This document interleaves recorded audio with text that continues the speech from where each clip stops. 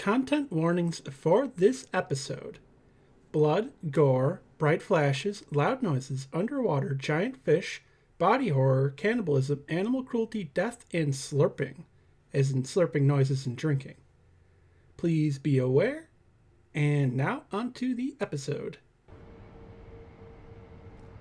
Hello, welcome back to Let's Play Sekiro.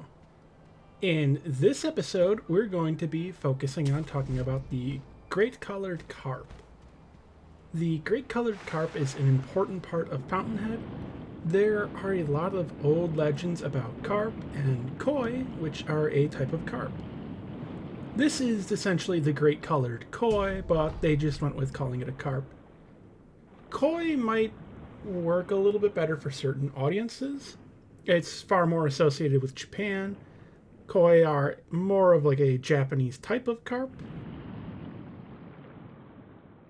Now, to get past the Great Colored Carp, you will need to use just a bit of stealth. It's pretty simple. You're probably going to take a hit, but you can just revive. The Great Colored Carp will kill you in one hit. If it spots you, it's going to charge at where you are. You can actually dodge it. You can use these little buildings to hide in, but it can break through them if it spots you.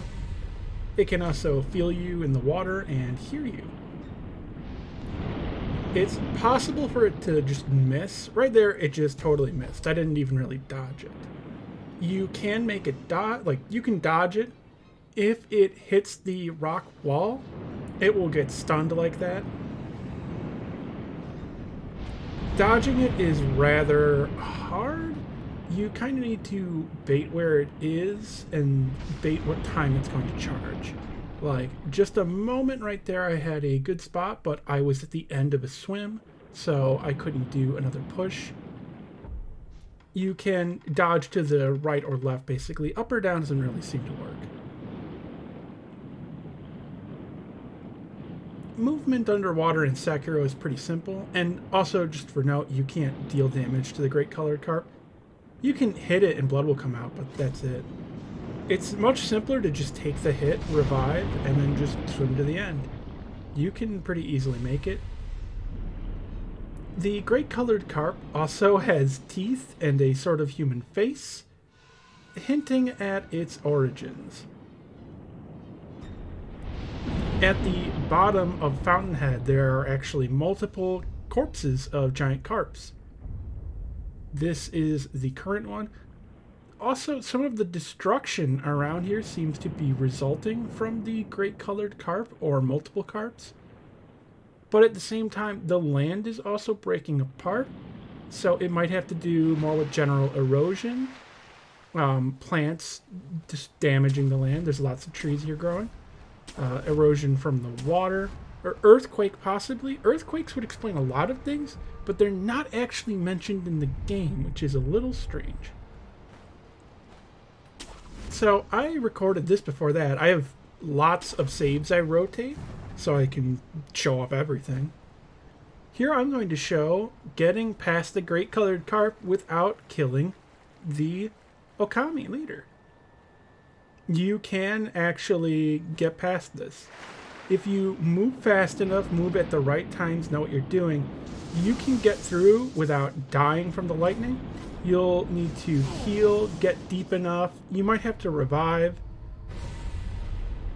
Here, I ended up getting hit, but you can actually get through without it.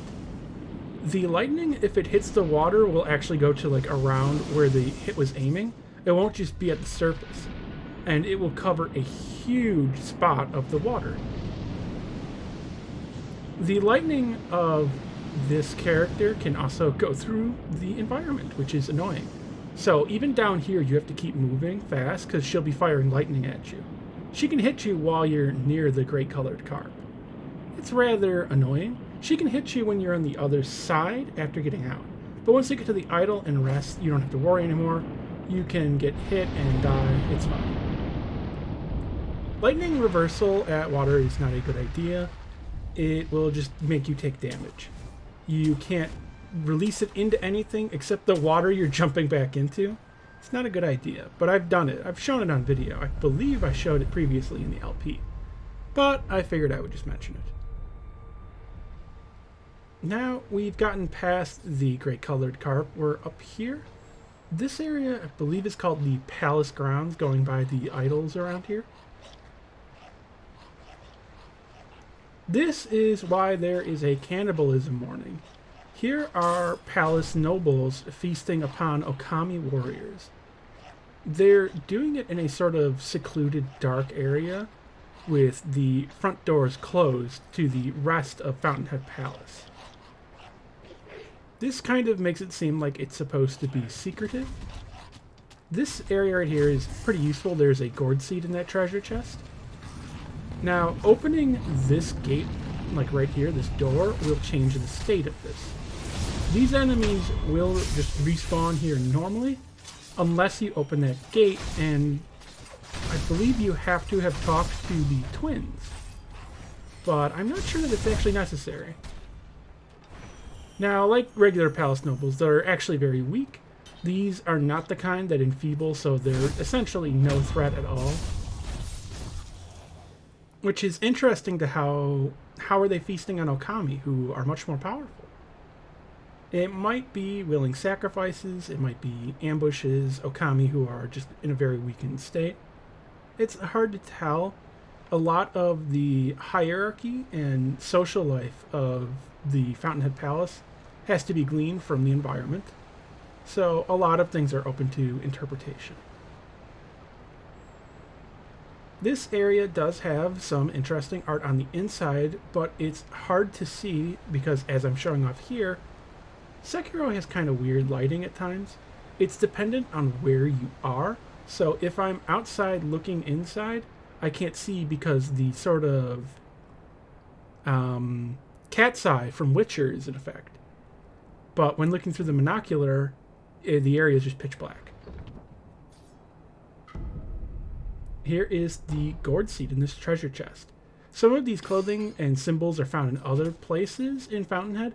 They're also kind of found in Hirata. Now, we are in the end game of Sekiro. Right through there is entering like the final stretch. But before we go up to the sanctuary, let's talk to this twin.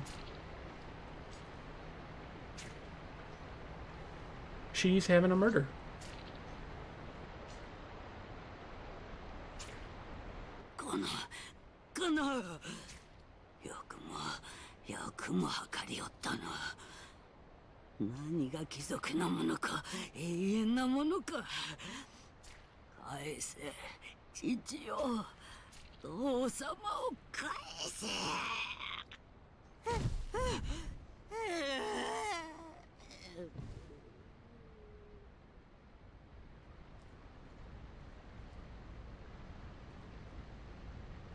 So, she's actually dead now. She won't be coming back. She is just totally dead. If you rest and come back, she'll just be laying there dead. Her model does not have any ragdoll ability to it. She's just gone. So, we're pretty much at the end of Fountainhead Palace. Up in the sanctuary is the very end. There are some optional side areas here. There is the feeding grounds and another area hidden next to a waterfall. That's to the right. The feeding grounds are to the left. These are the feeding grounds of the Great Colored Carp. There's just a few Okami here. There's a dog, I believe, maybe two.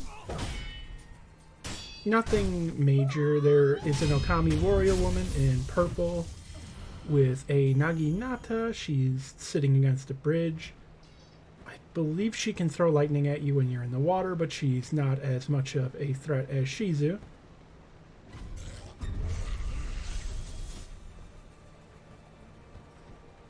I'm pretty sure I've mentioned before you can deflect the lightning.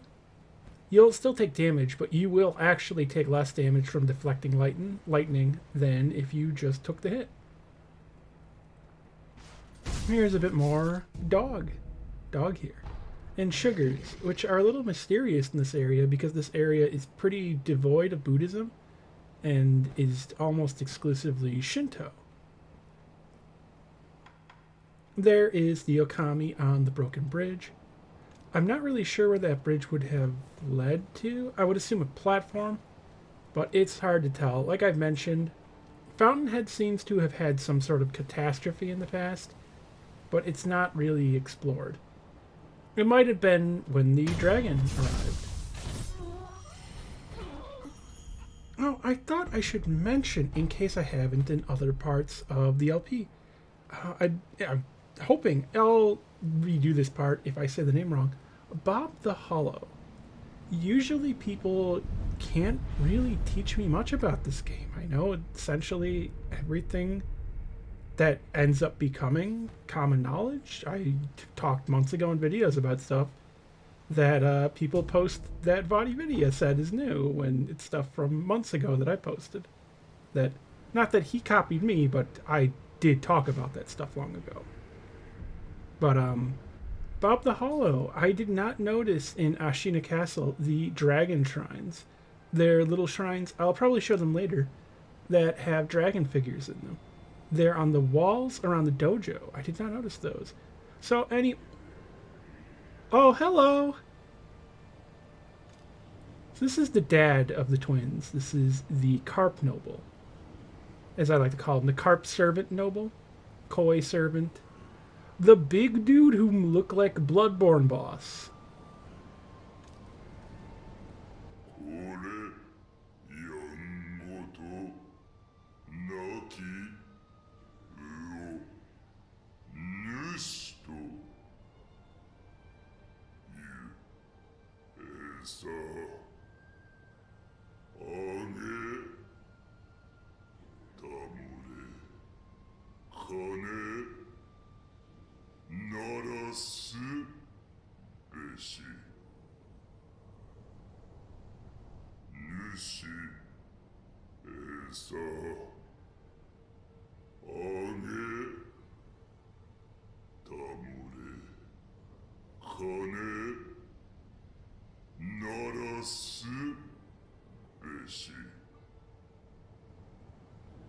Well, let's ring that bell and summon a giant fish and feed it. These are the feeding grounds.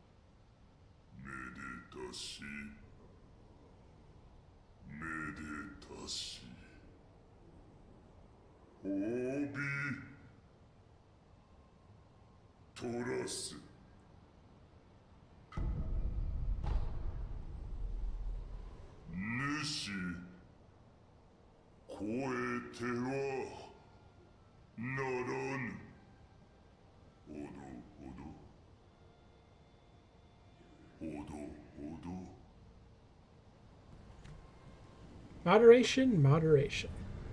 So, you can really only get, I believe, 4 scales from this. You get 1 for the initial feeding, and then if you feed it until he's overfed, you'll get 3. That is, of course, the carp attendant. That's the father of the 2 twins that are up here. the father who has been seduced by the giant Great Colored Carp. His daughters want you to free him of this. You can't exactly do that. So, what we're going to be doing is this quest here in this episode. Just everything carp related. Also, showing here, Blood Mist has different effects on enemies depending on the type of blood they have. It doesn't really come up much in play. You can do the same with, I believe it's called Bestowal. Bestowal puts the blood of your enemy on your blade, so for these enemies it gives you lifesteal. There's just not much use for it. Most things like this are pretty far out of the way. Same for the poison geckos. This is up beside the palace grounds, the opposite side of the feeding grounds for the carp. You jump up to that little spot, past the waterfall, and you get to go to this area that you can see earlier but can't reach otherwise. There is a name for this idol that is very funny, because it's just called Near Pot Noble, as there's a pot noble next to it. That's pretty much the only reason this idol is here. I always strike this wall because I just have a feeling like it sets off all my senses of illusory wall, but it isn't. Snap seeds, nothing do anything here. Those, I guess, are just to get you to want to come over here so that you'll find the pot noble. There's like a few scattered items around here. They're not really worth anything. The only reason to really go here is just the pot noble. And divine confetti. I mean, that's nice, but you have infinite by this point, since you can just buy it after killing the true monk.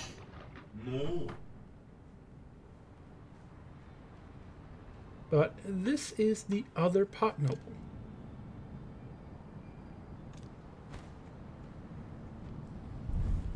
We will be talking to him and pot noble Horunga.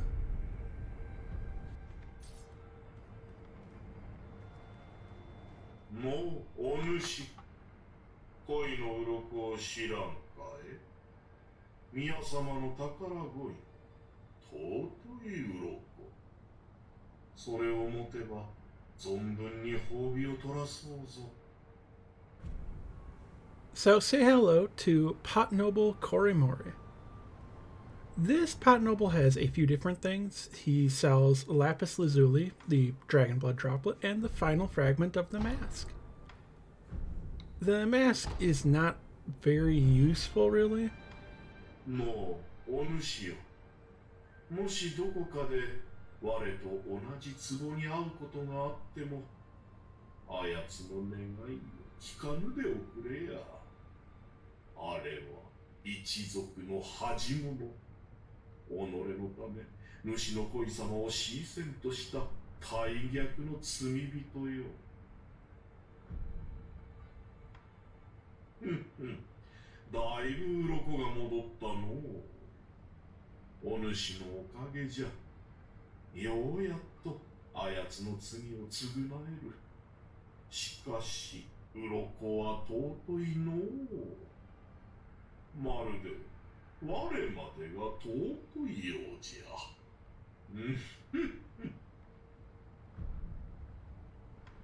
もうお主よ、ここまでの働きあっぱれであった。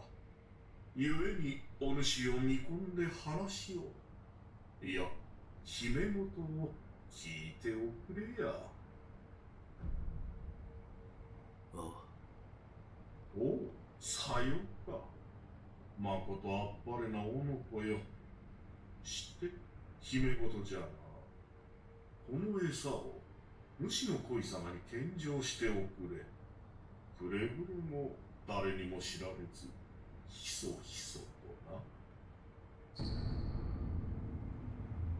さすればお主に宮の秘宝を授けようぞ。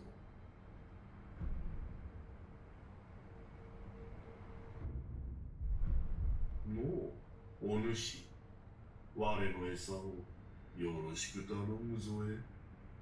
ひそひそと、ひそひそとな。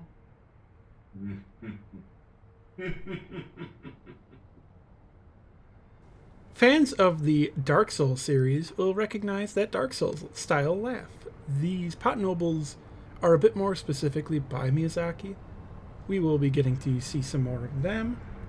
They don't like each other. They are into some bad stuff.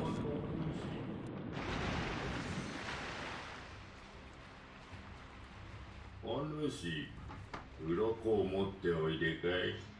もし持てば、存分に褒美を取らそうぞ。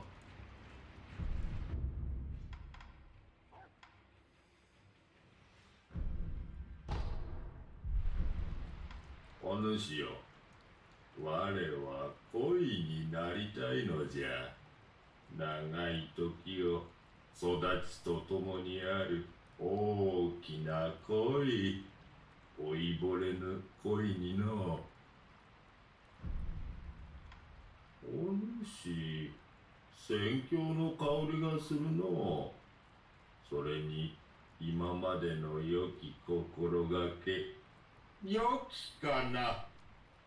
お主にこれを授け渡そうぞ。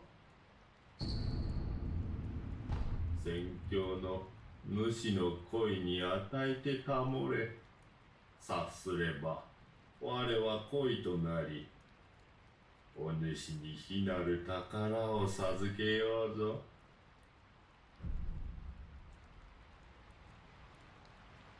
お主、我の餌はどうしたかの。宣教の主の恋に与えてたもれ。察すればお主に非なる宝を授けようぞ。待っている。待っているでの。待つことは慣れているでの。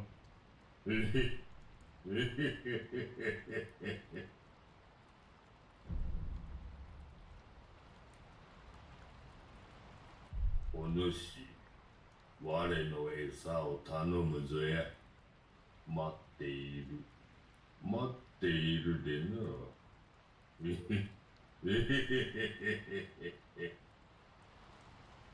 So, both pot nobles have some truly precious bait to give. This, if you read the description, contains their hair in it. It's some, like, witch's cursed style stuff. When you read the description, it should be pretty obvious this is like black magic that they're doing. So, when you're feeding the Great Colored Koi, you do get prompted on which truly precious bait to give, so you can decide.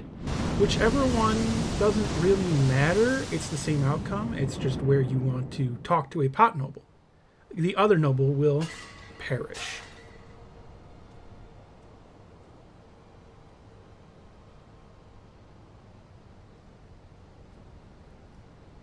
Sekiro comes to realize what he did. 主、超えてはならぬ。ほどほど。ほどほど。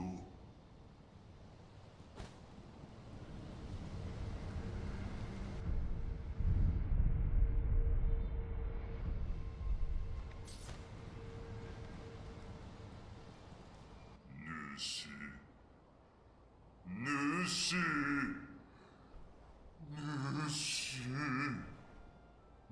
主、いずこ。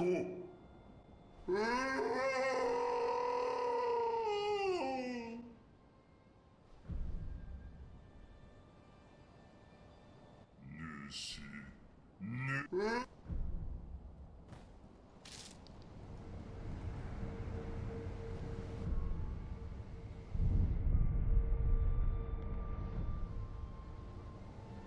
So we've got to figure out where the Great Colored Koi went, or carp. Well, the water of Fountainhead does pool in a place, a certain drinking hole, that a guardian ape used to guard. Well, the water's turned black.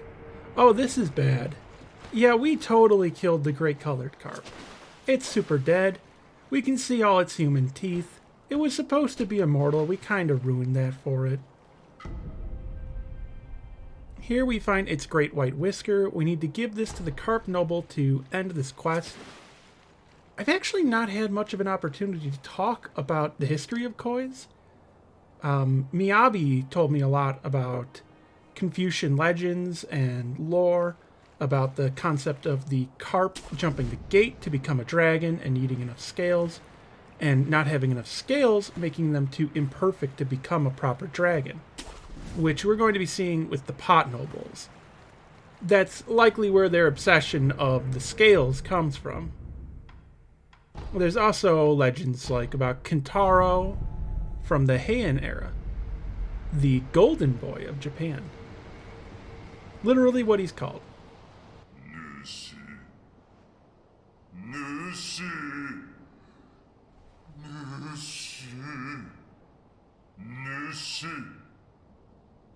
Izuko. Nushi.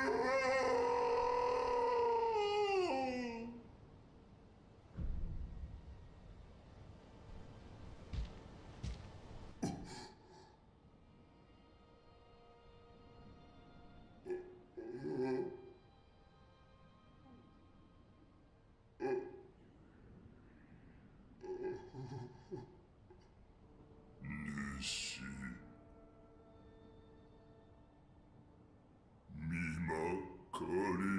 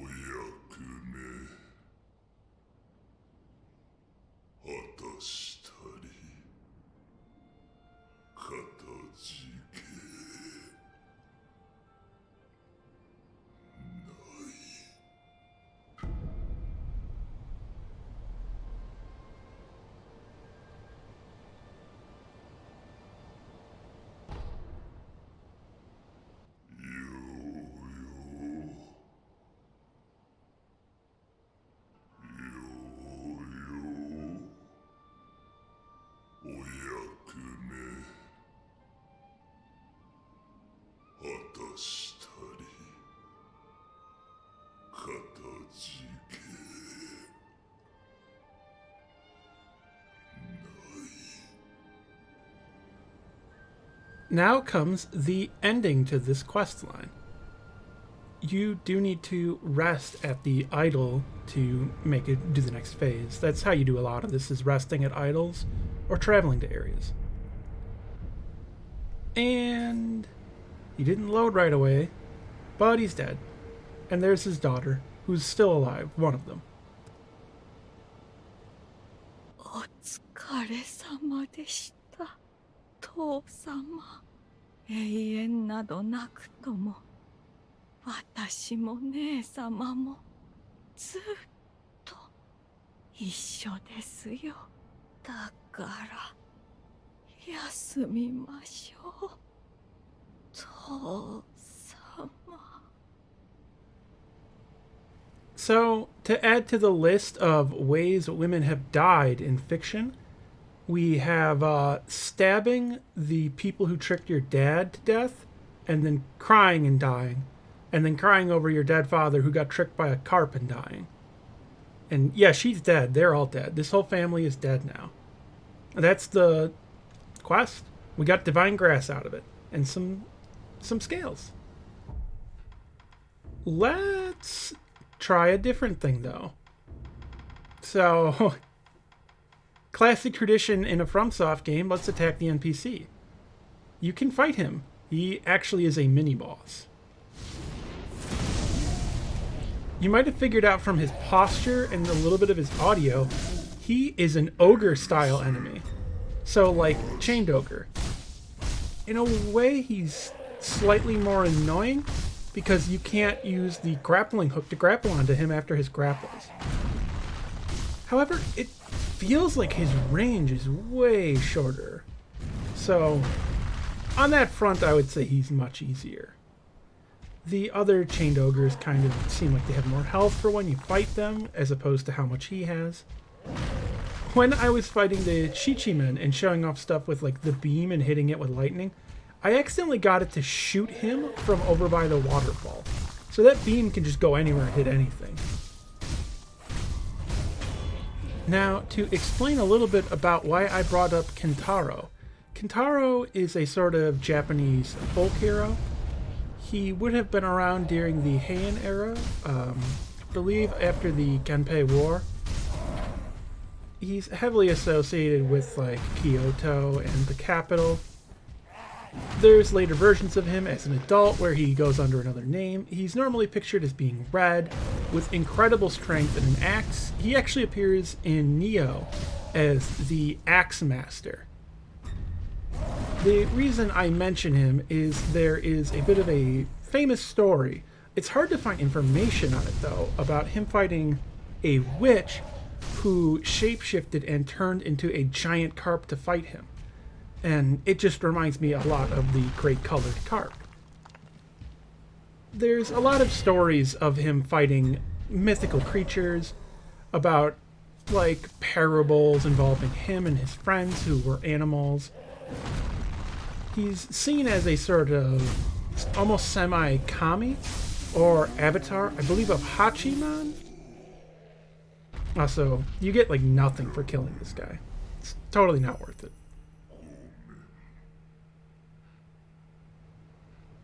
But that's why I thought I would bring up Kintaro. Also, I'm very proud of that transition right there. That took a long time to edit just right, frame by frame. And while listening to the audio to make sure that it synced up right.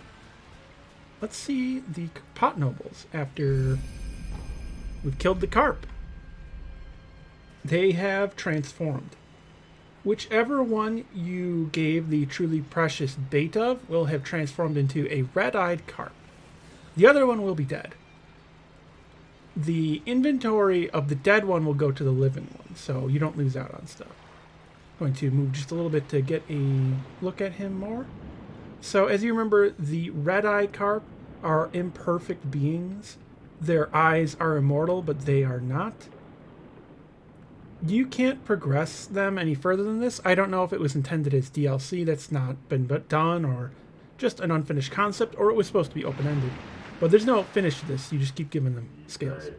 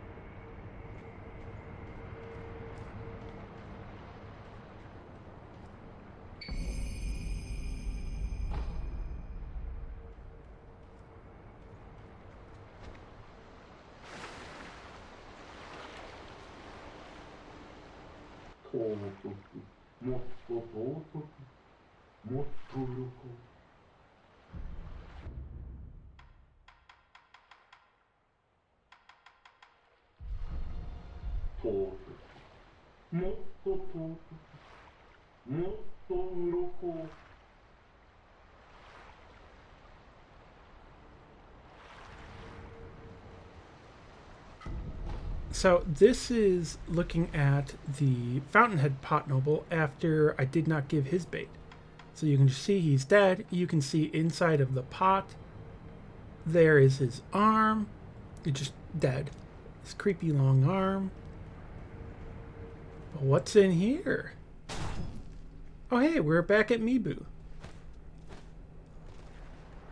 So you may remember the priest here wanted the water of the palace. We actually picked that up kind of early on in Fountainhead. I wanted to wait to come back and show it off. It's tied again to the whole carp storyline, the storyline of the nobles. So we're going to be giving the head priest, who has been taking advantage of the people here and using them as like sacrifices, basically. We're going to be hearing some slurping noises, so heads up for that.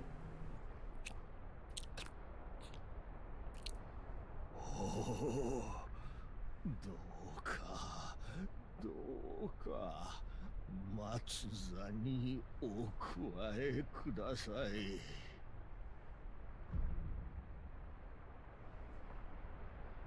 おい、これをやろう。おお、これは尊き香りなり。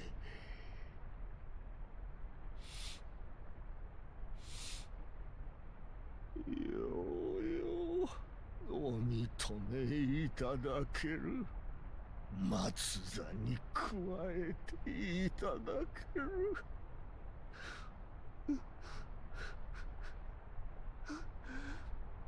ようよなあ、そなたにこれを信ぜよう。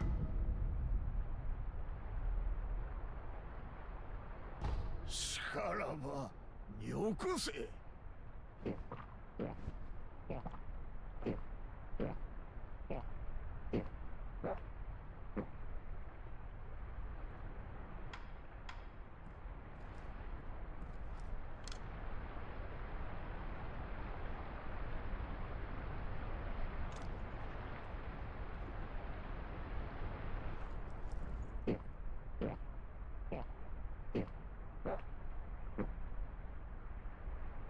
Jeez, dude, mute your mic when you're eating or drinking. So let's go through our menu. We now have Puppet. Let's go back to him after resting off screen and moving around a bit. I'm gonna fast forward through this. I guess it doesn't matter that you can hear the chihuahua in the background. It's Remy. He's been very loud today. It's been hard to record, but he's adorable. Fast forward. Oh no, he's become a noble of the palace. The water of the palace did this to him. Very much specifically, hey, clearly this is what happened. I get kind of annoyed because there are Sekiro, lore discussions, and I just try to talk about, all sorts of historical information and direct text from the game. And there's a lot of disagreements on whether or not the waters of the palace turns people into nobles. Even though it literally happens here, on camera, in the game, directly. You give him water of the palace, he turns into a noble. That's how it works. When people get sent to Fountainhead, it says that they are fed the waters of the palace. It's their gift they're given when they arrive. For doing this, you get some treasure carp scales, and the Dragon Spring sake. That's mostly it for now. I did not get to talk as much about the history I wanted to of Kintaro and Carp and Confucianism, which kind of stinks. Maybe I'll do that in a later part, a supplemental or something. Here I'm just being Link from Legend of Zelda.